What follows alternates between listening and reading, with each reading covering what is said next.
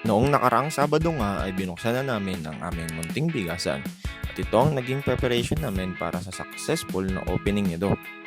Biyernes pa lang ng umaga matapos nitong mapinturahan yung paglalagyan ng bigas ay inayos na ni Papa Marlon yung kulang na espasyo para sa paglalagyan ng mga bigas. At nung matapos niya itong maayos, nilinisan ko naman ito at tinanggalan ng mga alikabok. Marami pa rin kasi siyang debris nung matapos siyang mapinturahan. Kaya ang ginawa ko is tinulungan ko si Papa Marlon na tanggalin yung mga alikabok na natira pa dun sa lalagyan ng bigas. At dito sa mga oras na to matapos namin linisan at maayos yung paglalagay ng bigas ay nagkamada na ako ng mga ibibenta namin. Ito is nilagay ko ng maayos sa ilalim para hindi ganun kapangit tingnan kapag binuksan na namin ito. Meron kaming 4 na brand ng bigas na binibenta dito sa aming bigasan. Meron tayong Buko Pandan, Super Angelica, Jasmine Yellow at Denorado. At kung isa man sa mga ito ay naging bigas nyo sa bahay, pwede nyo nang puntahan at bumili. Pagkatapos kung may kamada, dahan-dahan ko nang nilagay yung mga bigas sa kanya-kanya nilang espasyo.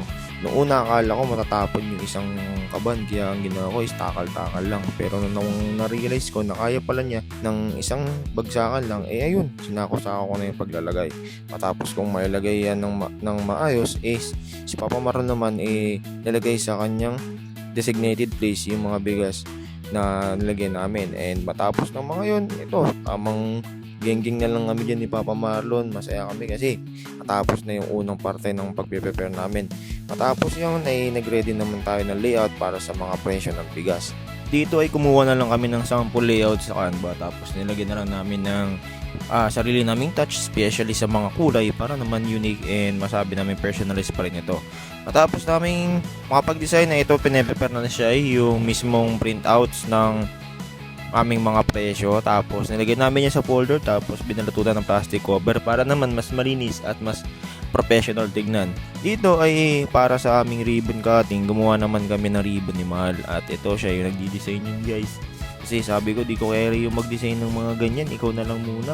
So ayan, pina-finalize lang ni Mahal yung magiging ribbon namin. Napaka ano nga niya nga dyan, ibusisi niya dyan kasi sabi niya gusto niya aesthetic yet pleasing. Tapos ito nalalagyan na namin ng mismong pagtatalian tapos ini-stapler na lang niya.